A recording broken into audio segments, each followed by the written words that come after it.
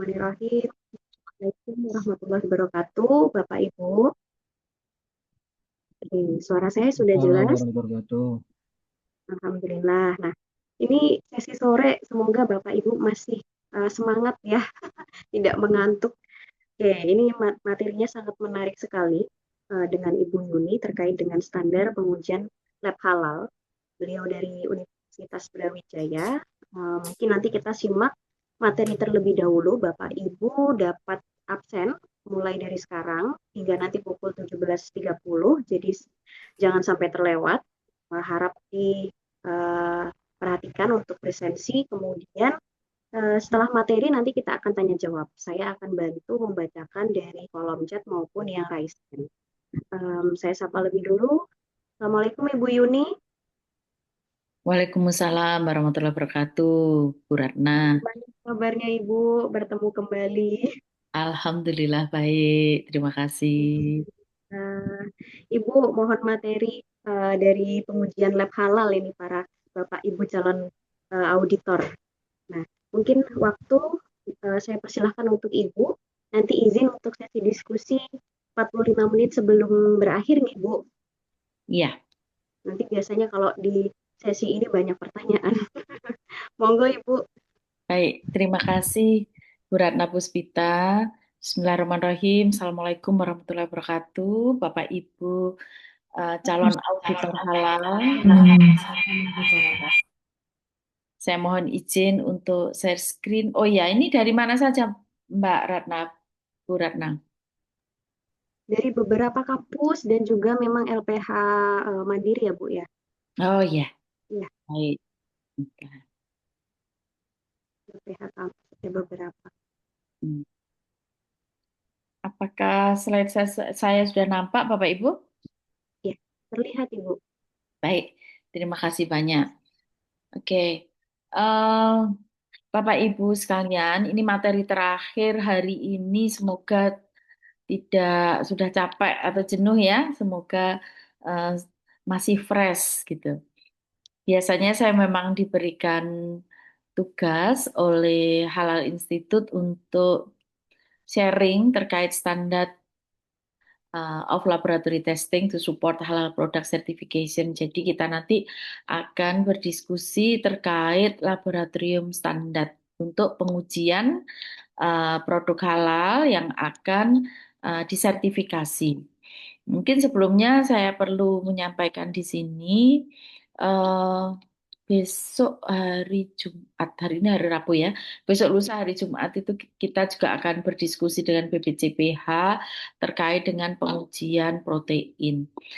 Saya sih selalu terus berharap bahwa pengujian halal ini menjadi satu landasan kuat yang diimplementasikan gitu ya. Jadi undang-undangnya sudah ada, kemudian persyaratannya dari MUI sudah gitu. Semoga ditetapkan sebagai kewajiban untuk dilakukan pengujian di saat memang investigasi itu mengarah kepada apa indikasi tidak halal begitu atau tidak bisa ditetapkan dengan kasat mata tanpa melalui pengujian.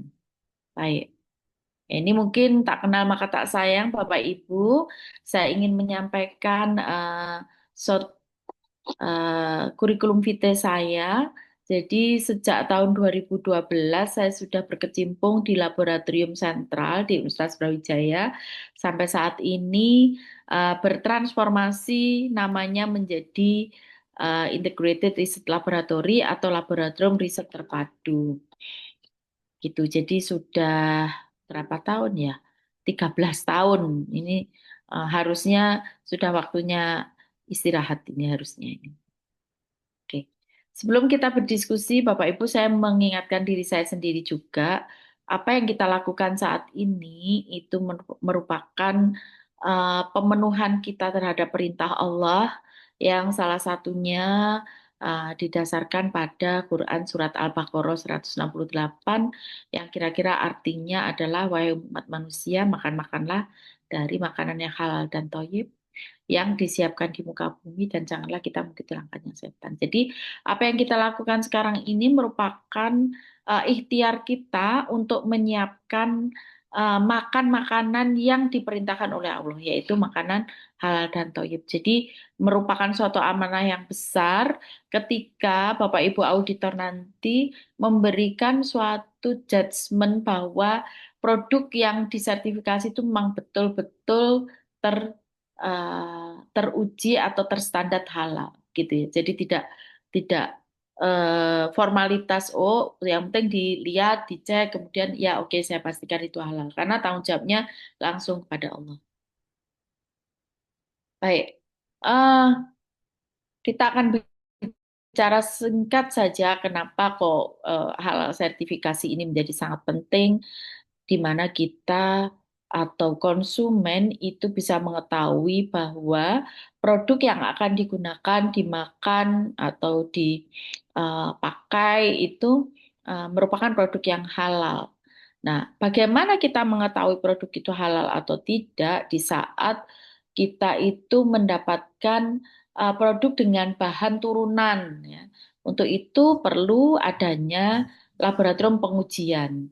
Ya, kalau misalnya kita tahu langsung itu adalah dalam bentuk babi utuh misalnya begitu ya atau alkohol yang bisa dideteksi begitu akan mudah. Tetapi kan kesulitannya adalah ketika kita mendapatkan produk yang bahan dasarnya adalah turunan dari produk non halal. Ya.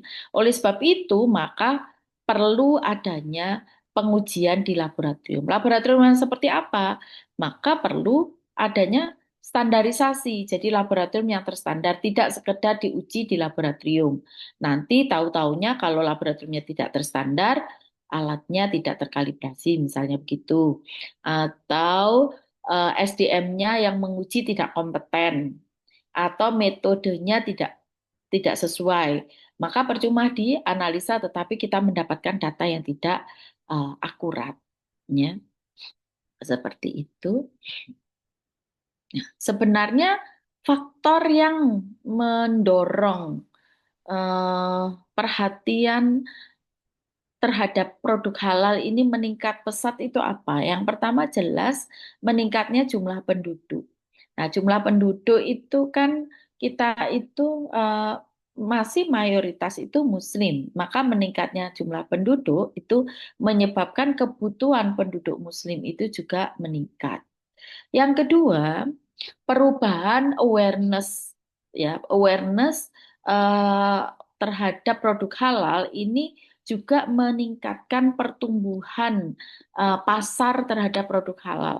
Kenapa? Karena eh, sekarang sudah mulai bergeser. Bahkan produk halal itu digunakan oleh konsumen yang sebenarnya dia bukan muslim. Gitu.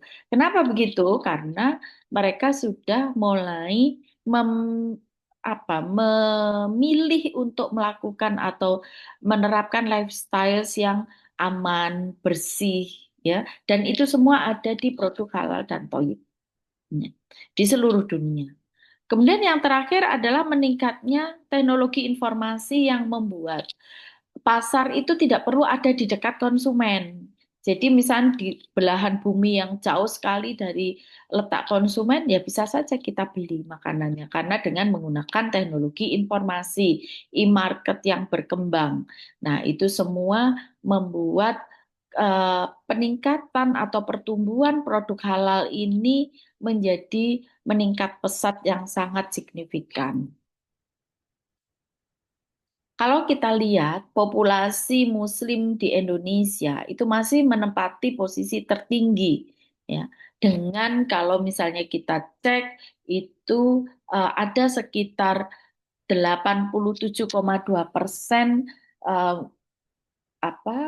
penduduk di Indonesia itu adalah Muslim dan menduduki 12,7% dari seluruh umat Muslim di dunia. Ini juga posisi yang paling tinggi.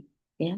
Untuk itu, maka sebenarnya Indonesia ini menjadi suatu pasar produk apa namanya halal yang sangat potensial dan ternyata dibuktikan ya dengan skor indikator ekonomi syariah global GIEI Indonesia 2023-2024 itu eh, apa skor kita di makanan halal tinggi, ya, keuangan syariah, fashion, wisata ramah muslim, farmasi, media rekreasi, ini sangat tinggi skornya, ya. Sehingga Indonesia itu berada di peringkat 10 pada tahun 2018 dan terus meningkat peringkat 5 2019, peringkat 4 2020 sampai 2022 dan menduduki peringkat 3 di 2023. Dan juga pertumbuhan sektor industri halal di Indonesia berdasarkan Global Muslim Travel Index GMTI tahun 2023 itu kita menduduki peringkat 1, ya, sebagai destinasi wisata halal yang terbaik di dunia, mengalahkan 140 negara lainnya. Farmasi dan kosmetik di peringkat 3 dengan skor farmasi dan kosmetik itu sekitar 58,6%. Belum lagi di sektor modest fashion, kita itu ada di urutan 3 di belakangnya Uni Emirat Arab dan Turki. Nah, semua ini sebenarnya potensi untuk kita.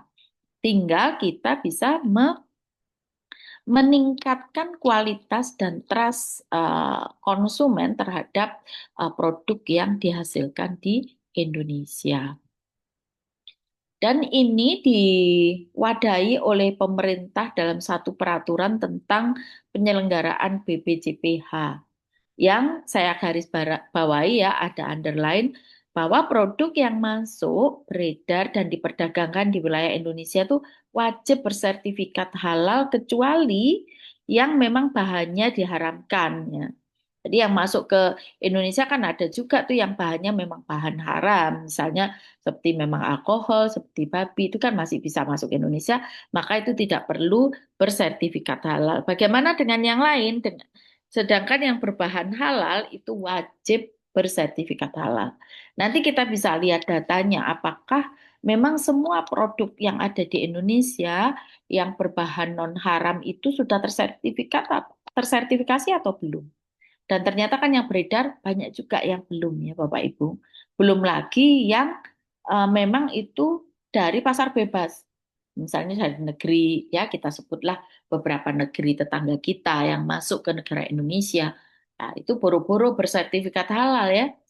Masuknya saja mungkin juga dengan gampang masuk belum sampai adanya suatu uji BPOM dan lain sebagainya. Apa sih yang disebut dengan halal production? Halal production itu tidak hanya end product, tetapi mulai dari all raw materials. Jadi dari bahan bakunya, dari bumbunya, dari tambahannya, penyedapnya misalnya, sampai prosesnya, itu semuanya harus memenuhi apa standar halal, ya. Misalnya prosesnya itu alat-alatnya juga harus hanya digunakan untuk untuk produk itu. Misalnya dalam satu industri, dia memiliki produk yang berbahan dasar dari bahan halal dan apa namanya dan non halal misalnya begitu, ya. Nah, itu apa namanya? Bapak Ibu, sebentar saya mohon izin sebentar.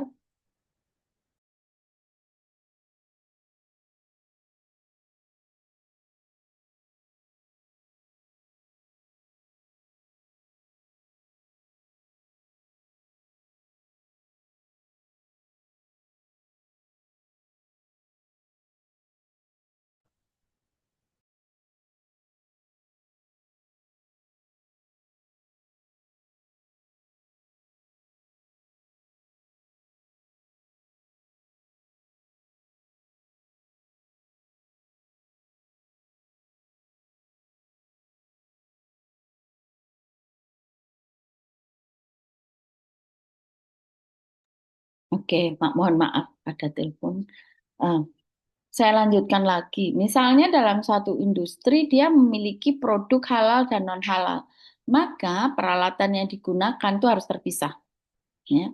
Belum lagi misalnya production facilities terkait airnya, bangunannya, kemudian bagaimana membersihkan misalnya equipmentnya, gudangnya, bahkan personelnya, ya, bahkan SDM-nya, dia harus eh, apa namanya bebas dari kontaminasi dan memenuhi syarat untuk apa namanya kebersihan.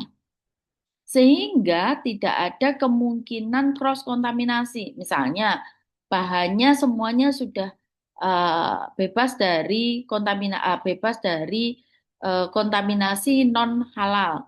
Tetapi misalnya manusianya tadi ya eh, apa dia masih terkontaminasi atau mungkin di prosesnya atau di penyimpanannya sehingga produk ini sampai ke customer itu dalam kondisi terjadi kontaminasi. Nah, itu yang tidak diperbolehkan. Jadi harus benar-benar diinvestigasi mulai dari awal raw material sampai dengan di tangan customer semuanya harus memenuhi syarat halal.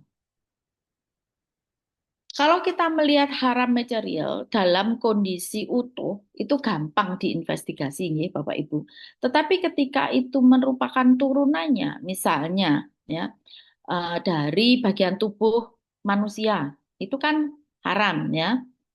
Misalnya bagian tubuh manusia itu plasenta kah, rambut kah, atau mungkin embrio. Nah, kalau itu misalnya dalam bentuk yang masih bisa dikenali mudah, tetapi ketika dia sudah dalam bentuk plasentanya itu diambil bahan aktifnya saja, misalnya antioksidannya saja, kemudian dicampurkan di dalam suatu obat-obatan, atau misalnya bahan aktif untuk anti-agingnya saja dicampur dengan kosmetik, maka akan susah sekali Bapak Ibu untuk diinvestigasi apakah ini mengandung bahan halal atau haram atau tidak. Kecuali dengan Nah, analisis-analisis yang sangat detail di laboratorium. Nah, misalnya lagi, apa namanya, eh, darah misalnya, darah. Nah, itu dipakai untuk media fermentasi. Nah, kita yang tidak mengetahui itu, gitu ya. Nah, sebentar.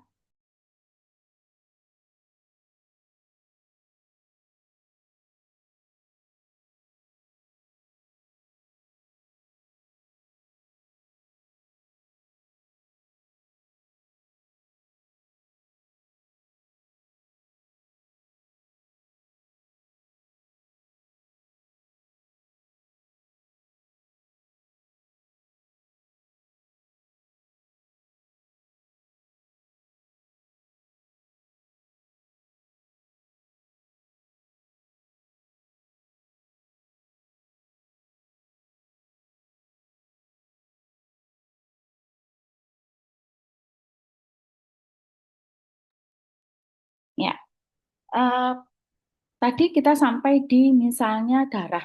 Nah, kalau yang dipakai itu darah itu sebagai media fermentasi gitu ya. Nah, maka hasilnya itu yang kita tidak bisa recheck ya, kita tidak bisa mengetahui. Belum lagi misalnya tadi uh, Homer misalnya ya, itu juga kalau dicampurkan di dalam medisin atau dalam bentuk katakanlah misalnya em, apa namanya ya, em, protein atau dalam bentuk misalnya gelatin. Nah, gelatin. Gelatin yang dipakai untuk coating obat-obatan atau produk-produk untuk em, vitamin atau suplemen. Nah, itu juga tidak bisa diketahui tanpa adanya investigasi di laboratorium. Nah, sudah ketahuan nih misalnya. Sebenarnya sumbernya adalah satu nih, sumbernya babi saja. Nah, di kulitnya. Kulitnya ada bulunya. Bulunya dipakai untuk kuas misalnya ya. Nah, tanpa investigasi kita tidak bisa mengetahui bedanya antara bulu dari misalnya dari babi kah atau dari hewan yang lain gitu. Belum lagi misalnya sudah diambil turunannya kolagennya, misalnya kolagennya untuk kosmetik, untuk bahan saus, tadi gelatin tadi misalnya untuk tambahan es krim. Nah, kalau es krimnya sih halal gitu, tetapi gelatinnya itu yang kita tidak tahu gelatin apa yang dipakai.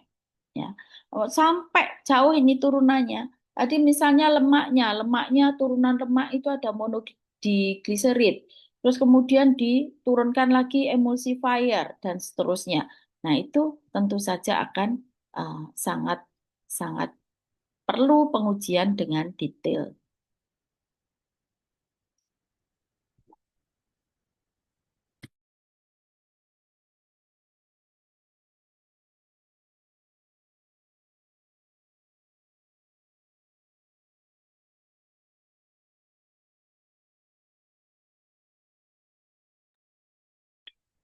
Di dunia ya, ada namanya World Halal Food Council, itu merupakan suatu organisasi internasional yang menetapkan pedoman pengujian halal.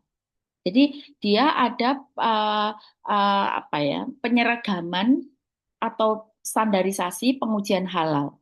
Karena kan kita menyadari bahwa pengujian halal di setiap negara itu kan berbeda-beda ya. Maka perlu adanya suatu koordinasi untuk menyelaraskan supaya konsisten dalam sertifikasi. Harmonisasi metode pengujian di seluruh wilayah ini untuk mendorong pengakuan bersama, sehingga misalnya produksinya ada di Indonesia, kemudian pemanfaatnya atau konsumennya ada di negara lain. Nah, ketika dia sudah terstandar pengujiannya, maka negara manapun harusnya mengakui apa sertifikat yang dikeluarkan oleh negara eh, produsen, gitu. Ya. Sehingga standarisasi ini bisa meningkatkan transparansi, kredibilitas, dan penerimaan pasar terhadap produk halal yang bisa mendorong pertumbuhan dan daya saing dalam industri halal. Ini peranan laboratorium halal di sini memberikan fasilitas yang penting untuk menentukan kehalalan suatu produk. Jadi, tujuan dari pengujian itu kan sebenarnya kita menjamin kehalalan produk ya, memastikan dia itu tidak mengandung bahan non-halal. Maka laboratorium berkewajiban untuk menyediakan layanan yang bisa menghasilkan pengujian dengan data yang akurat dan terpercaya. Ya.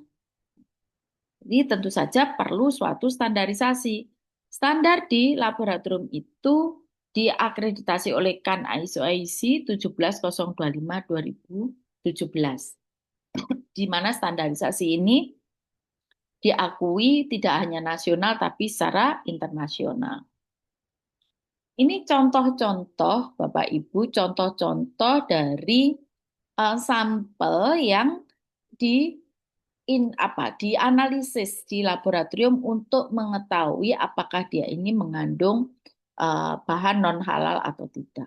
Misalnya sampelnya adalah fresh meat ya, daging segar. Kita untuk membedakan apakah ini daging ini mengandung bahan yang kita curigai sebagai bahan non halal atau tidak, itu bisa diuji dengan DNA base. Jadi DNA-nya yang diuji dengan menggunakan metode PCR, polymerase chain reaction. Kemudian bisa juga itu dilakukan untuk produk yang sudah dalam bentuk jadi atau produk olahan, misalnya sosis, eh, bakso misalnya ya. Itu bisa juga dengan menggunakan bisa DNA tadi pakai PCR, bisa juga dengan menggunakan em, apa namanya protein, ya protein juga bisa. Atau misalnya dengan menggunakan uji eh, apa namanya eh, apa bahan bahan yang dikandung di dalamnya misalnya adalah dia itu bisa eh, apa istilahnya mencantumkan campuran dari misalnya ya minyaknya atau em, bagian lain dari minyaknya misalnya tadi gelatinnya dan lain sebagainya itu juga bisa diuji. Bisa diuji, bisa menggunakan PCR atau misalnya dengan kombinasi FTIR ya. Terus misalnya tadi ada produk-produk permen ya, marshmallow dan lain-lain. Itu juga gelatinnya itu apakah dia mengandung gelatin dari porcine gelatin atau tidak. Nah, bisa diketahui dengan pengujian menggunakan PCR. Minuman. Minuman ini yang agak sedikit berbahaya Bapak Ibu ketika kita itu hanya melihat bahwa dia ini jus buah begitu ya. Nah, jus buah itu ya tentu saja di apa diasumsikan dia halal. Tapi sebenarnya pada waktu pembuatannya itu ditambahkan etanol. Meskipun jumlahnya sedikit ya, jumlahnya sedikit. Kan karena memang etanol yang dicantumkan di dalam produk minuman itu yang diperbolehkan tidak boleh lebih dari 0,5% volume per volume. Tapi pada kenyataannya ketika dia berproses, pada waktu dia dijual atau dalam proses pengiriman dan lain sebagainya, itu belum tentu dia bertahan 0,5%. Dia bisa bertambah atau mungkin berubah konsentrasinya. Nah, itu bisa dicek dengan menggunakan electric nose ya di laboratorium. Dan seasoning misalnya ya, seasoning, sauce, vinegar, dan lain sebagainya itu juga bisa diketahui apakah dia selama proses fermentasi itu mengandung eh, berapa banyak alkohol. Karena pada proses fermentasi dia memang menghasilkan alkohol, tetapi seberapa besar itu bisa diuji menggunakan mass spectrometry atau MS yang kadang-kadang dikombinasikan dengan ENUS. Nah, di beberapa kelompok, ini sebenarnya bukan Muslim saja, itu sangat sensitif dengan GMO, Genetically Modified Organism. Jadi, organisme yang dihasilkan dari rekayasa genetik. Mereka biasanya strict ya dengan ini karena menganggap em, melawan takdir, melawan kodrat gitulah ya, mengubah mengubah kode genetik ya sesuai dengan yang diinginkan. Yang dimaksud GMO itu misalnya ya produk-produk hewan atau tumbuhan yang diinginkan untuk sesuai kebutuhan manusia. Misalnya dikasih eh, growth hormone ya supaya pertumbuhannya cepat atau misalnya diberi resistant genes terhadap penyakit sehingga hewan tersebut atau tanaman itu menjadi tahan terhadap penyakit misalnya ya.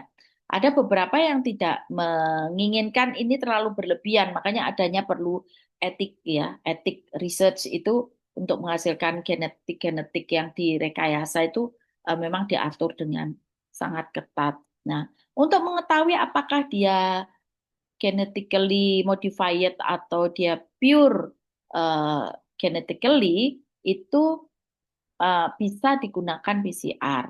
Ya, jadi bisa diketahui apakah dia ini terjadi perubahan kode genetik atau tidak. Ini tadi kita bicara tentang makanan minuman Bapak Ibu. Sekarang kita beralih ke textile and clothes ya. Jadi sebenarnya kan kalau kita balik lagi ke dasar teorinya di dasar syariahnya gitu ya, itu kan jangan sampai bahan dari tekstil and clothes ini mengandung misalnya bulu atau rambut atau bagian dari animal yang non halal misalnya ya haram animal ya atau dari hewan halal tapi yang disembelih tidak sesuai dengan eh, aturan atau syariah Islam. Kemudian juga tentu saja tidak boleh disertifikasi halal Bapak Ibu kalau tekstil and clothes ini menggambarkan menyerupai kalau eh, bentuknya atau pakaiannya itu misalnya pakaian ya, pakaian atau yang lain itu menyerupai kelompok lain, entah itu Yahudi ataupun Nasrani.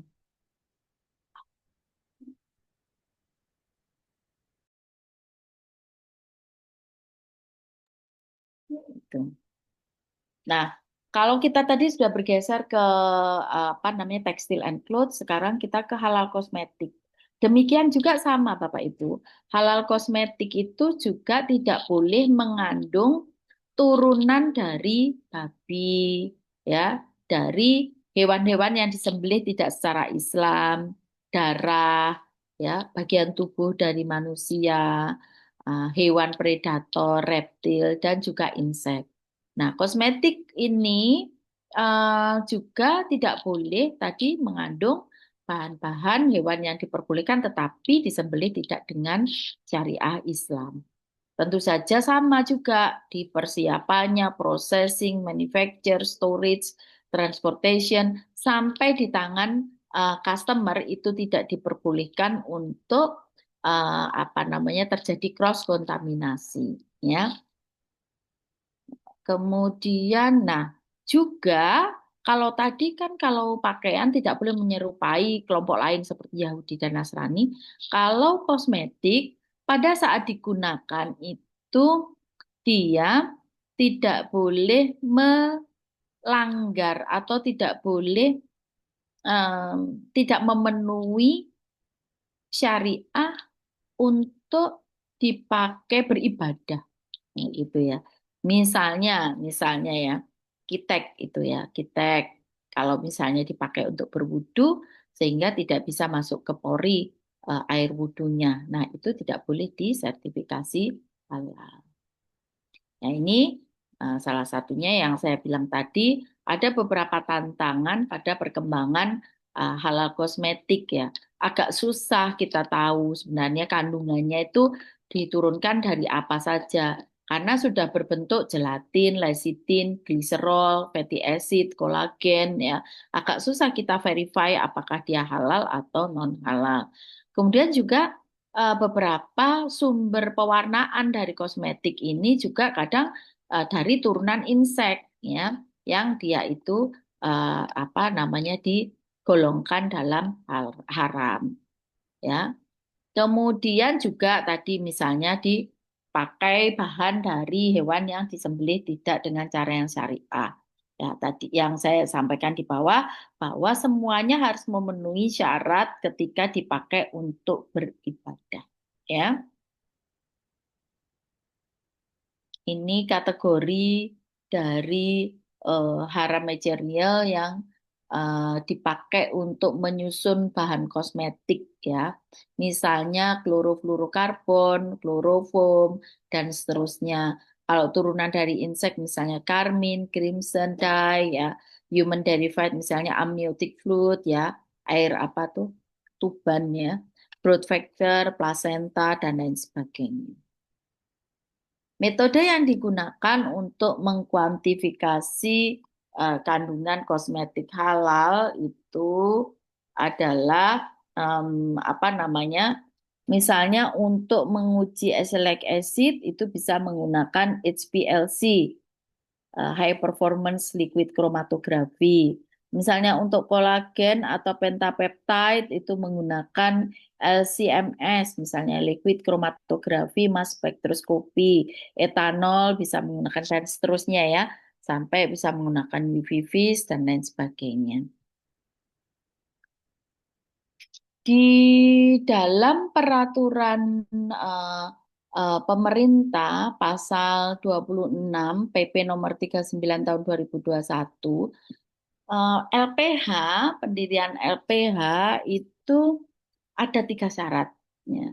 Yang pertama memiliki kantor sendiri dan perlengkapannya. Nah ini saya rasa semua LPH punya. Kemudian yang kedua yang sekarang Bapak Ibu lakukan itu memiliki auditor halal paling sedikit 3 orang. Nah ini saya rasa banyak sekali nih auditor halal. Saya sekali melakukan pelatihan seperti ini kan 40 ke atas begitu ya, pesertanya banyak sekali. Dan yang ketiga ini yang sedang kita bahas yaitu memiliki laboratorium atau kesepakatan kerjasama dengan lembaga lain yang memiliki laboratorium. Jadi LPH di tempat Bapak Ibu nanti akan bekerja itu tidak harus punya laboratorium, tetapi kalau tidak punya harus memiliki kesepakatan kerjasama dengan laboratorium yang memiliki ruang lingkup halal yang terstandar ISO 17025 2017. Kenapa perlu laboratorium? Karena step untuk support halal product certification itu kan ada 6. Pada step keempat, ya, jadi kan setelah setelah pemilik atau pelaku usaha itu mendaftarkan, kemudian BPJPH itu memverify ya dokumennya, kemudian diberikan assignment untuk melihat atau mengecek kehalalan produknya. Nah, di step 4 itu LPH yang apa namanya dalam hal ini kepanjang tanganannya itu adalah auditor itu mengaudit produk. Kenapa kok di sini dikasih waktu paling panjang? Ya, mulai dari awal verify itu cuma apa one working day, cuman 1 hari. Tapi begitu di step 4 itu butuh 15 hari. Kenapa begitu? Karena di situ ada proses apa namanya assessment. Nah, pada waktu proses assessment itu, kalau memang ada apa indikasi terjadinya apa kontaminasi atau di ditengarai tidak terjamin kehalalannya, maka apa namanya perlu adanya suatu inspeksi dengan menggunakan pengujian di laboratorium. Oleh sebab itu diberikan waktu paling lama 15 hari. Artinya saya melihat dari semua step ini adalah step yang paling penting. Tapi sayangnya memang sampai saat ini kita belum diwajibkan untuk melakukan suatu pengujian. Ya, hanya rekomendasi kalau misalnya ada indikasi itu baru dilakukan pengujian. Kalau tidak, tidak diwajibkan. Nah, itu yang apa ya namanya itu sedikit em, mungkin em, nah agak sedikit bertentangan gitu ya.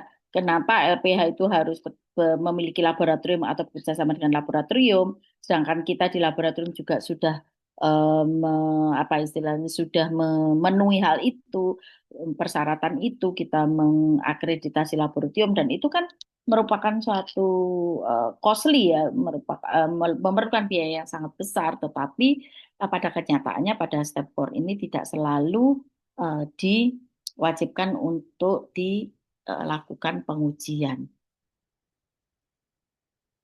Nah, ini quality standard for halal certification. Kalau untuk apa namanya LPH, kemudian untuk self declare ada sendiri. Nah, untuk laboratori itu dengan menggunakan SNI ISO IC 17025. Di mana kalau misalnya ini Bapak Ibu di tempatnya itu membutuhkan suatu mau membentuk suatu laboratorium, maka yang pertama yang diperlukan adalah memahami tentang standar halal. Ya, tentu saja semuanya kembali ke Al-Quran. Kemudian men-setting up laboratori. Dia membutuhkan apa yang dituju, mau membentuk atau mau mendirikan pengujian di lingkup apa, maka itulah yang diperlukan, alatnya yang diperlukan itu apa, disesuaikan dengan lingkup yang akan diajukan. Kemudian merekrut staf yang qualified, ya, yang kompeten. Ini tidak saja ditunjukkan, oh dia sudah kompeten begitu saja, tetapi harus ada buktinya dalam bentuk sertifikat. Kemudian menetapkan prosedur prosedur pengujian, menetapkan prosedur pengujian. Nah, ini tentu saja nanti ada 2 jenis metode ya. Saya akan jelaskan di belakang. Ada metode baku, ada metode yang dikembangkan. Kalau semua sudah terpenuhi, maka adanya certification. Jadi dibuktikan sudah disertifikasi atau tersertifikasi oleh CAN, ya, oleh CAN. Nah, kalau sudah tersertifikasi, maka yang dilakukan adalah monitoring terus-menerus dan dilakukan improvement, ya, dilakukan improvement karena monitoring ini dilakukan secara internal dan eksternal. Oleh CAN saja setahun sekali, ya. Tapi oleh internal itu bisa setahun 2 kali. Kemudian kalau sudah ya improvement, dikembangkan terus-menerus, diperbaiki yang kurang apa, disesuaikan dengan perkembangan dan kebutuhannya. Ya. Standar internasional ISO 17025 ini sebenarnya berisi tentang pengujian dan kalibrasi, di mana dia itu sebenarnya hampir sama praktiknya dengan GLP dan GMP, tapi ISO 17025 ini lebih ketat, menyangkut kebijakannya laboratorium itu seperti apa, ada ketidakberpihakan dan kerahasiaan, di mana ketidakberpihakan itu tidak boleh misalnya yang dianalisa itu adalah sampel dari orang yang dikenal misalnya atau keluarganya. Kemudian laboratoriumnya jadi berpihak. Nah, itu tidak boleh. Yang kedua, kerahasiaan itu misalnya hasil analisis itu tidak diperbolehkan untuk dibuka sembarangan, ya, harus diberikan kepada orang-orang yang berhak menerima hasil itu, gitu. Kemudian struktur organisasinya harus jelas, ada manajemen, ada teknis, ya. Kemudian ada layanan pendukungnya, sumber daya itu mencakup personil, fasilitas dan peralatan.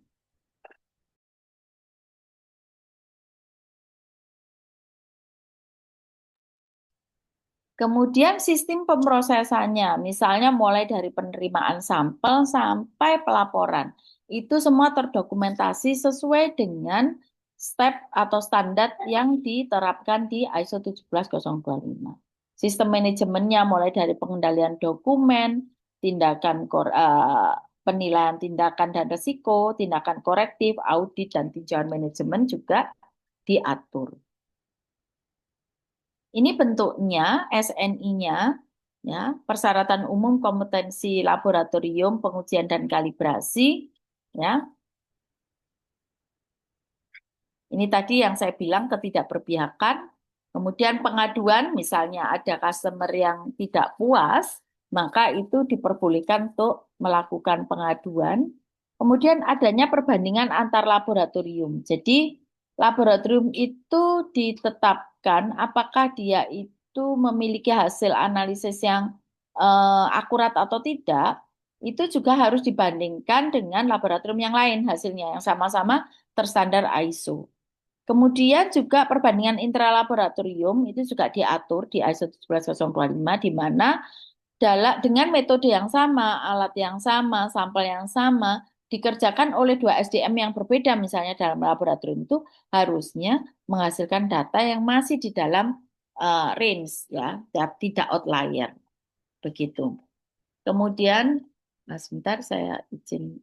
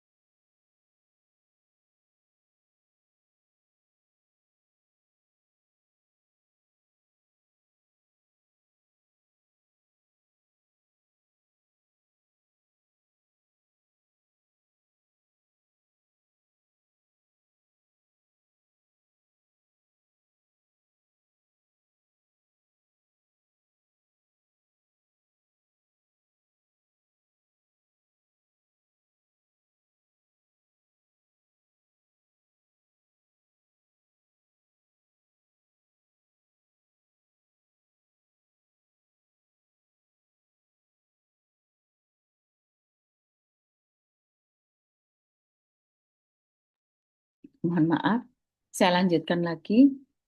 Kemudian uji profisiensi. Jadi uji profisiensi itu harus diselenggarakan oleh laboratorium penyelenggara profisiensi. Nah, mereka akan menyebarkan sampelnya, kemudian akan diuji oleh banyak laboratorium dan mereka semua tuh harus di range data yang dihasil distandarkan gitu. Sehingga dengan demikian laboratorium-laboratorium yang terstandar itu mereka memiliki suatu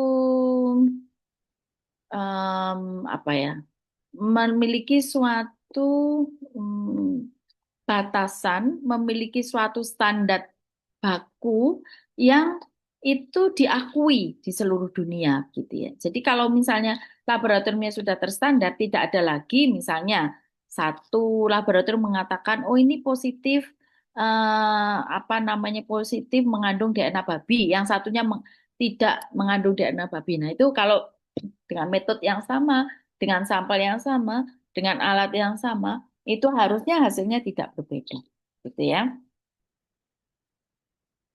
Ini verifikasi dan validasi data saya rasa tidak perlu. Nah, bisnis proses laboratorium sesuai persyaratan ISO IC 17025 mulai dari sampel masuk itu sudah diatur, ya. Mulai dari sampel masuk. Bagaimana cara samplingnya, preparasi sampelnya, kemudian kalibrasinya seperti apa, ya. Kemudian record technical dari data atau informasi manajemen itu seperti apa, begitu ya. Sehingga eh, hasil analisa yang dikeluarkan kepada customer itu bisa terjamin akurasinya dan validasinya.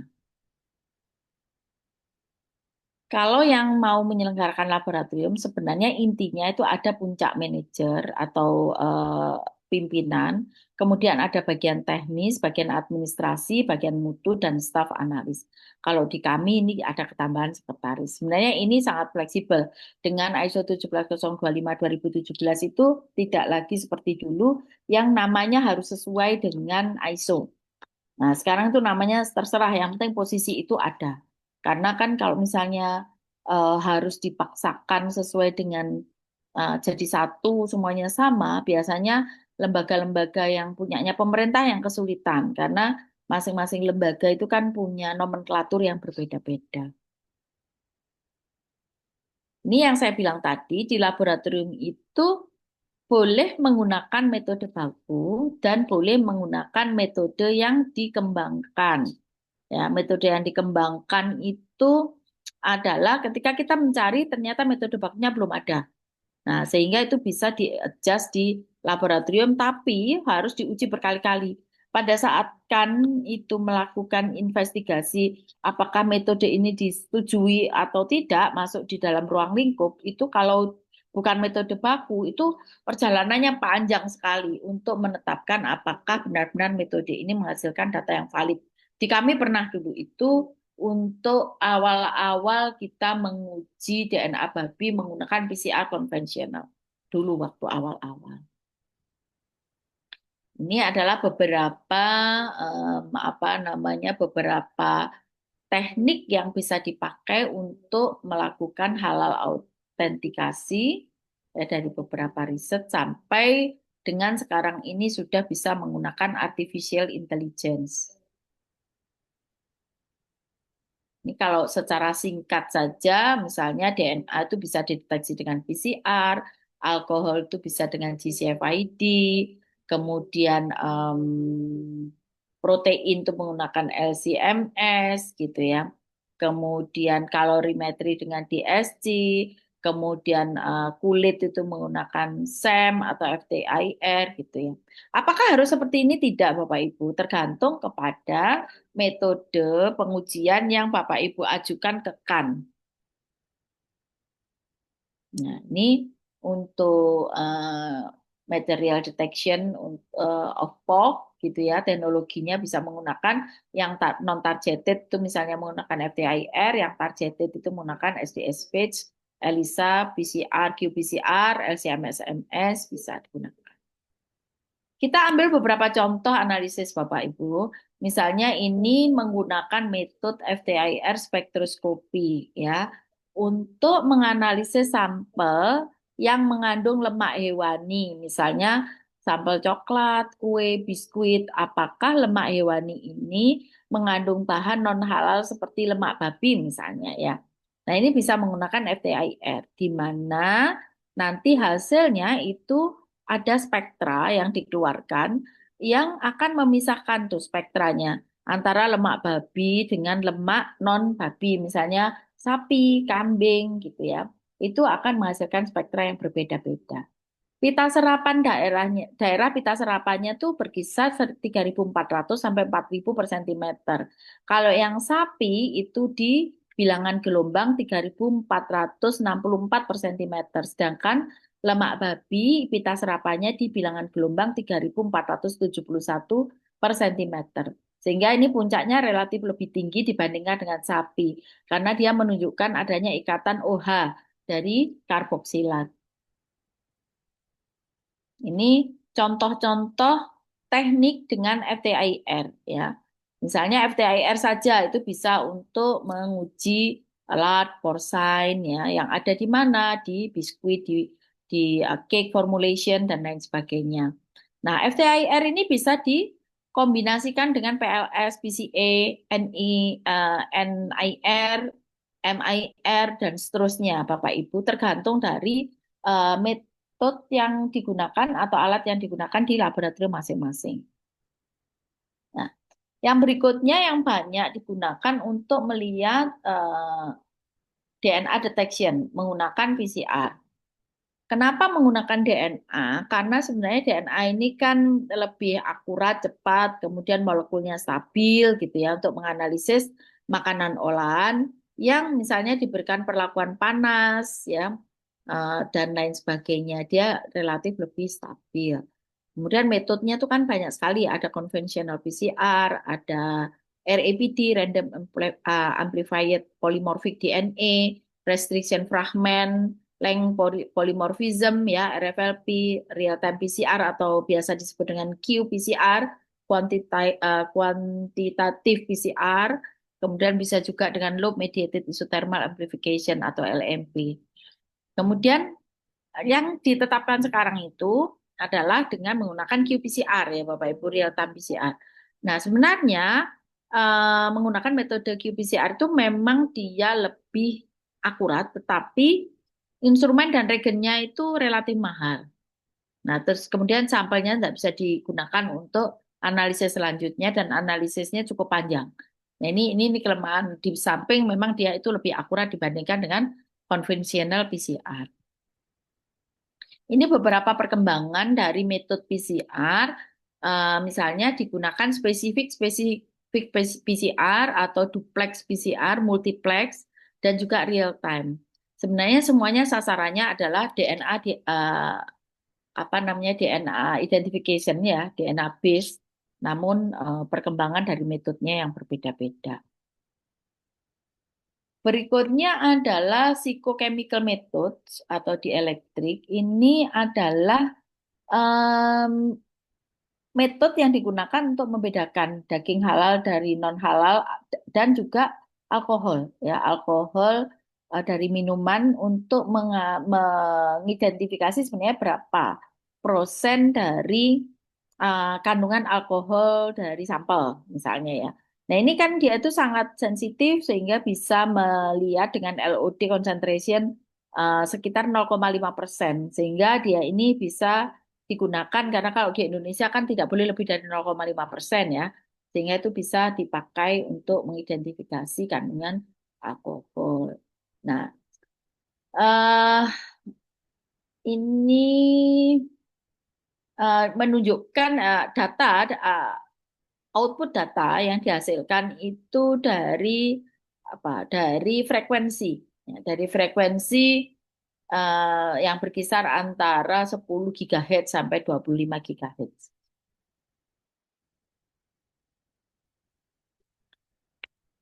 Selain itu, misalnya ya, kita untuk mengidentifikasi etanol atau alkohol itu juga bisa menggunakan ENOS atau electric nose. Sebenarnya electric nose itu merupakan suatu metode yang menduplikasi fungsi hidung.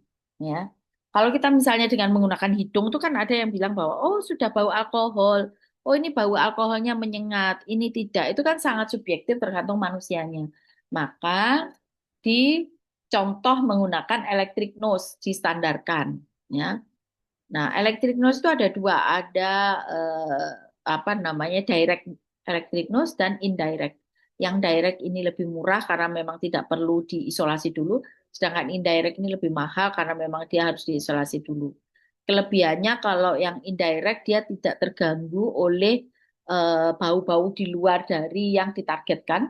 Kalau yang eh, direct ini tentu saja ada gangguan-gangguan. Nah, tergantung pada target yang kita ingin identifikasi, Bapak Ibu. Ini contoh-contohnya GC ya, gas kromatografi yang digunakan untuk mengidentifikasi tadi bisa alkohol, bisa lemak dan lain sebagainya. Nah, GC ini bisa dikembangkan dengan GC-MSHS, GC-TOF, ya, GC-FID dan lain sebagainya. Berikutnya adalah DSG, itu adalah differential scanning calorimetry untuk mengidentifikasi minyak atau lemak di dalam produk, ya.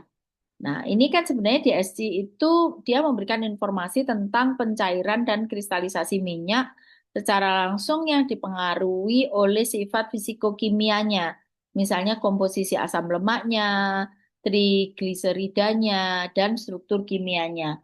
Sehingga nanti kita akan tahu termogramnya kalau misalnya produk itu mengandung lemak apa saja gitu ya. Mungkin di situ ada lemak babinya, ada lemak apa namanya sapi dan lain sebagainya. Ini adalah tipe makanan atau minuman yang bisa dideteksi menggunakan DSG. Tuh. Nah, kalau tadi makanan dan minuman, sekarang kita beralih ke misalnya produk yang dipakai untuk garment atau untuk perlengkapan sehari-hari, misalnya ya sofa dan lain-lain itu kulit ya. Kulit dipakai untuk sepatu, untuk tas, untuk sofa atau jok mobil dan lain sebagainya. Dan sekarang itu menunjukkan suatu strata gitu ya. Jadi lebih suka menggunakan kulit asli. Nah, menggunakan SEM dan FTIR itu bisa mendeteksi apakah dia kulit asli atau tidak. Apakah dia kulit babi atau bukan, gitu ya. Secara gampang sebenarnya kalau dia itu kulit asli, maka ketika dia itu diobserv menggunakan SEM, itu akan nampak sekali, eh, kan biasanya sebelum dicek di SEM itu kan dipreparasi sampelnya. Itu kalau di apa namanya di kulit yang asli dan yang sintetis itu berbeda. Belum lagi kalau misalnya dilakukan analisis menggunakan dipotong melintang. Nah, kalau dipotong melintang, kalau dia memang kulit asli itu biasanya ada ini, Bapak Ibu, ada ada eh, hair follicles. Jadi ada folikel untuk rambutnya. Kalau yang imitasi kan tidak ada, gitu ya. Itu yang asli.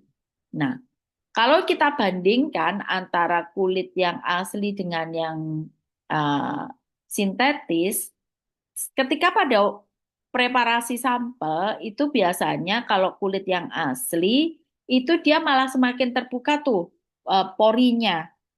Jadi ketika dilihat di SEM itu apa di mikroskop di SEM itu akan kelihatan hole-nya lebih lebar dibandingkan dengan yang sintetis. Tapi kalau kita ingin tahu itu kulit apa ya, bisa saja kalau babi itu biasanya kan porinya tuh segitiga gitu ya Bapak Ibu. Tapi kalau misalnya masih belum kelihatan, bisa kita lanjutkan dengan FTIR. FTIR nanti kita akan temukan wave number-nya ya. Panjang gelombangnya itu akan berbeda antara di situ ada standarnya untuk sapi, untuk kambing dan untuk babi. Lebih lanjut diinterpretasikan spektral regionnya itu dalam bentuk gugus fungsional. Gugus fungsionalnya berbeda ya. Kemudian dari gugus fungsional itu bisa diprediksi struktur kimianya. Nah, akan lebih jelas lagi apakah itu adalah dari sampel sapi, dari babi atau dari kambing. Nah, ini juga gambar dari FTIR spektra dari PVC yang sintetis dibandingkan dengan kulit asli dari kambing dan babi. Ini hanya sekedar informasi Bapak Ibu, ada Rapid Tools. Rapid tools itu istilahnya kita hanya untuk early detection ya.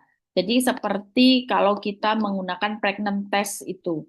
Jadi orang kalau misalnya menggunakan pregnant test itu kan ketahuan kalau dia positif, dia nggak akan ya udah berarti aku positif. Pasti dia akan selanjutnya analisis ke dokter lebih lanjut. Sama. Ini untuk rapid tool itu juga seperti itu. Kita hanya tahu oh dia positif atau negatif. Kemudian harus dilanjutkan dengan identifikasi berikutnya di laboratorium. Nah, Pitul itu tentu saja kenapa digunakan karena dia praktis, cepat, murah, gampang sekali digunakan secara individual gitu ya. Easy for traveling, bisa dibawa travel kemana-mana, bisa dibawa moving kemana-mana. Kemudian sensitivitasnya juga tinggi, tapi jangan lupa Rapid Tool itu juga ada apa namanya ada biasnya. Jadi nanti ada dia itu apa namanya bias yang harus dipertimbangkan. Maka oleh sebab itu harus dilakukan identifikasi lanjutan di laboratorium. Ini beberapa laboratorium yang memiliki lingkup halal, tapi sekarang sudah lebih banyak lagi dari ini. Ini di kami, ya, di kami saya ingin menunjukkan saja bahwa di kami equipment atau tools yang kita miliki itu antara lain yang besar-besar yang kategori 3 itu ya ada confocal laser scanning microscope, real time PCR, microplate reader, inverted microscope, flow cytometer, GCMS, MAE, LCRMS ya, SEM, XRD, LCMS-MS, GCFID, ICP, NGS, Malditov, kemudian ada automatic DNA analyzer dan lain sebagainya. Nah, ini mungkin saya detailkan kepada apa namanya SEM yang kita miliki itu yang seperti apa gitu ya. SEM yang kita miliki itu yang seperti ini. X-ray diffractometer, kemudian ada NGS yang untuk sequence ya. Ada confocal laser scanning microscope tadi untuk mengidentifikasi digital PCR-nya, DNA, RNA analysis. Ini confocal lagi, kita ada dua tipe memang CLSM-nya. Ada mikroskop fluorescence, nanodrop spektro, spektrofluorometer, ELISA reader, PCR konvensional masih kita gunakan Bapak Ibu. Kemudian GCMS, spektro UV vis, LCRMS, LCMS, ICPS, microwave desegregation system, assisted extraction, rotary evaporator, Malditov, thermal evaporator, evaporation coater, ini universal testing machine, 3D metal printer, plasma RF, ultra high vacuum thermal evaporator, coater. Nah, ini adalah beberapa LPH yang bekerja sama dengan laboratorium kami. Ada 13 LPH. Tapi sekarang mereka sudah sangat berkembang cepat. Mungkin sekarang juga sudah banyak memiliki lingkup halal.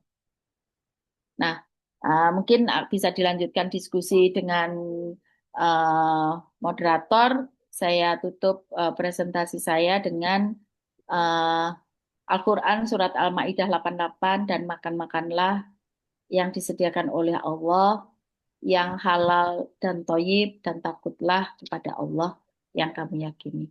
Uh, saya kembalikan kepada moderator. Assalamualaikum warahmatullahi wabarakatuh. Waalaikumsalam warahmatullahi wabarakatuh. Terima kasih Bu Yuni. Banyak sekali nih materi terkait dengan pengujian pada lab halal. Oke Bapak Ibu, mohon izin Bu Yuni. Di sini sudah ada beberapa pertanyaan di kolom chat. Saya izin membacakan.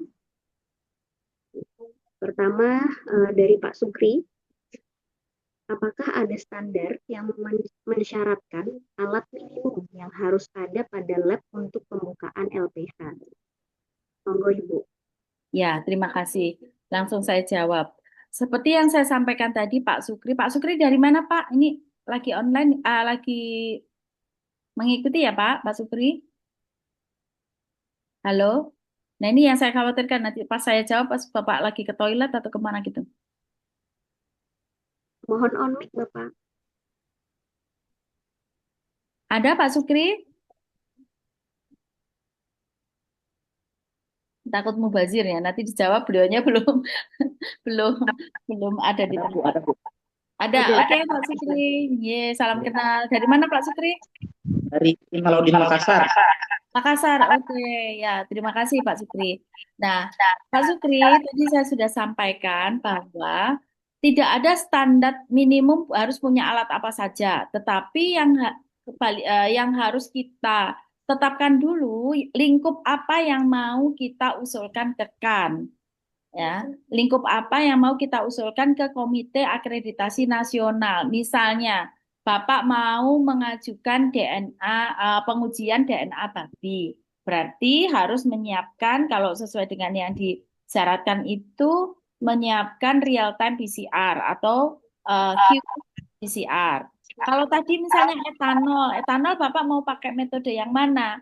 Kalau pakai GCFID, berarti Bapak harus menyiapkan itu. Nah, sebenarnya pada waktu pengusulan ke Komite Akreditasi Nasional itu tidak harus semua ruang lingkup diajukan 22 gitu, tidak harus. Ya, misalnya Bapak mau mengajukan 2 atau 3 dulu ruang lingkup sesuai dengan yang dimiliki alatnya. Kan satu alat bisa tuh untuk mengajukan berapa lingkup. Boleh saja. Jadi tergantung kepada tujuan laboratoriumnya. Gitu ya Pak Sukri? Ingin menambahkan juga bertanya lagi Bu. Jadi kalau Boleh. misalnya ada suatu pengujian yang eh, sempat sementara kami butuh untuk pengujian itu, apakah boleh melakukan lagi bersama di tempat lain? Kalau memang bisa, adakah batasan yang dipersyaratkan untuk kerjasama? Iya, mohon maaf agak putus-putus, tapi yang saya tangkap adalah apakah boleh diujikan di laboratorium lain. Boleh sekali, Pak. Tadi makanya di peraturan pemerintah tadi kan pendirian LPH itu tidak harus dengan memiliki laboratorium. Yang harus adalah kalau misalnya tidak punya laboratorium, maka harus bekerja sama dengan laboratorium yang memiliki lingkup halal. Gitu ya, Pak ya. Dari satu ya, banyak Gimana, Pak? Agak putus-putus, Pak. Mohon maaf. lebih dari satu ya untuk yang Namanya, misalnya yang beberapa lab yang Oh, punya boleh. prosedur. Ya, boleh, Pak. Bekerja sama lebih dari satu lab boleh. Kalau misalnya di satu laboratorium itu saja sudah memiliki lingkup yang lengkap, ya saya rasa tidak perlu ke laboratorium yang lain. Tapi kalau misalnya belum lengkap, boleh untuk lebih dari satu lab, gitu ya. Dan laboratorium ini, Bapak Ibu, beda-beda ya. Ada yang mereka memang laboratorium swasta itu mempersyaratkan misalnya bekerja sama itu seperti di kami ya, LPH kami UB itu waktu itu kan mau meningkat ke LPH utama yang standar internasional, maka kan harus memiliki 22 ruang lingkup. Sementara di laboratorium kami masih memiliki 20. Maka yang dua itu kan mengikuti, kalau tidak salah apa Sukovindo ya, saya lupa. Tapi mengikuti laboratorium swasta lain. Nah itu ada yang mempersyaratkan kita membayar. Ya itu ya, kita membayar. Satu lingkup itu berapa per tahun? Ada atau tidak ada sampel, kita melakukan kayak semacam ada biayanya. Ya, Ya, itu ya siap-siap. Pak Terima Supri. kasih Bu. Ya, Ya, terima kasih sama-sama. Bu. Baik, izin melanjutkan Bu Yuni dari Ibu Nadia. Terkait kosmetik yang tidak bisa digunakan untuk sholat, maka tidak bisa diberikan sertifikat halal. Bagaimana dengan produk lipstick waterproof yang meskipun pada pengaplikasiannya bisa dihapus sebelum sholat seperti kutek? Silahkan Ya. Bu. Nah, itu adalah term and condition ya. Mungkin Bapak Ibu ada semacam petunjuk penggunaan misalnya begitu ya. Jadi itu yang harus disyaratkan. Begini Bapak Ibu, sebenarnya kita kan pada waktu mengautentikasi dia itu halal atau tidak, itu kan pada proses yang kita tuh harus Bapak Ibu sebagai auditor tuh pada posisi kehati-hatian gitu ya. Jangan sampai yang kita sertifikasi itu menimbulkan mudorot. Nah, kalau memang seperti itu berarti kan ada term and condition-nya. Kayak seperti kutek halal itu ya. Kutek halal itu dipastikan bahwa dia bisa menyerap air untuk berwudu. Nah, ketika dia tidak bisa menyerap, kemudian kita berikan sertifikasi halal, kemudian di situ ada term and condition-nya gitu ya. Maka setiap sholat harus dihapus. Misalnya ya seperti itu ya. Nah, itu kira-kira ya mudorotnya lebih besar atau lebih kecil. Nah, itu semua makanya sebagai auditor itu memang eh, kakinya satu di surga, yang satu di neraka gitu ya istilahnya. Kita mau mana yang kira-kira itu menimbulkan subhat, kita kita pilih amannya seperti apa gitu. Tapi kalau seandainya oh itu bisa kok Bu, itu memungkinkan ya silahkan saja, itu kan expert judgment ya gitu. Baik. Bagaimana Ibu Nadia? Apakah sudah Ya, menjawab? cukup. Terima kasih. Selanjutnya dari Pak Sarip Zainuddin terkait memanfaatkan tanduk rusa muda maupun tanduk rusa luruh untuk aksesoris, obat, dan kosmetik, apakah bisa diajukan untuk mendapatkan sertifikat halal? Monggo Ibu. Ya, kalau di syaratnya itu kan hewan predatory ya, predatory animal, hewan predator itu yang tidak diperbolehkan kan. Nah, seperti itu. Nanti kita kelompokkan apakah rusa ini masuk di sana atau tidak gitu ya, masuk di sana atau tidak. Kemudian baik itu yang masih muda ataupun dulu dia masuk ke sana atau tidak. Kemudian juga mungkin ada juga ini loh Bapak Ibu, ada juga kehati-hatian ketika itu menyangkut animal welfare. Nah, animal welfare itu juga harus dipertimbangkan, harus dipertimbangkan. Bagaimana ketika produk itu besar-besaran di permintaannya besar-besaran, wah itu kan sangat bertentangan dengan animal welfare gitu. Nah, itu juga harus dipertimbangkan dalam apa namanya penetapan sertifikat halal ya suatu suatu produksi gitu, produksi suatu apa namanya pelaku usaha yang menggunakan bahan baku seperti ini. Jadi kalau menurut saya ya, kalau menurut saya itu juga harus dipertimbangkan tuh animal welfare gitu. Ya, oke.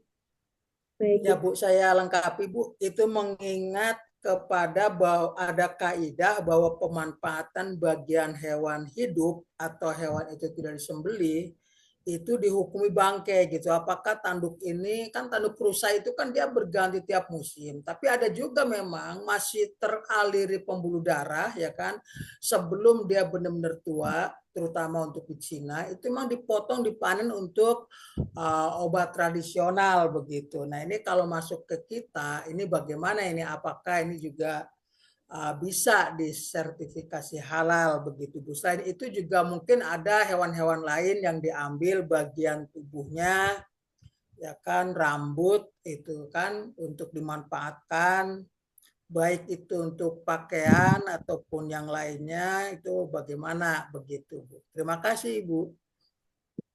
Iya Pak, ya itu tadi ya. Sebenarnya Pak Sarip sedang menjelaskan apa yang saya sampaikan tadi ya, animal welfare ya. Nah, sebenarnya itu, ya. Sepakat Pak, kita sepakat itu. Jadi artinya itu semua harus dipertimbangkan, tidak hanya sekedar apa namanya itu apa namanya diambil, kemudian tidak mempertimbangkan apakah ini keberlanjutannya seperti apa nanti gitu. Nah, itu yang kaitannya dengan animal welfare yang tanduk rusanya masih muda. Nah, sekarang kalau yang tanduk rusanya yang sudah mati bagaimana nih? Ini kan bangkai ya. Kalau bangkai sebenarnya kan kalau tidak dimakan ya tidak apa-apa sebenarnya kan. Tetapi itu tadi balik lagi ketika dia permintaannya sangat besar, sangat banyak. Nah ini jangan-jangan yang tidak mati dimatikan hanya untuk alasan itu kan mudorot ya Pak ya. Nah Betul, gitu. betul. Jadi ye.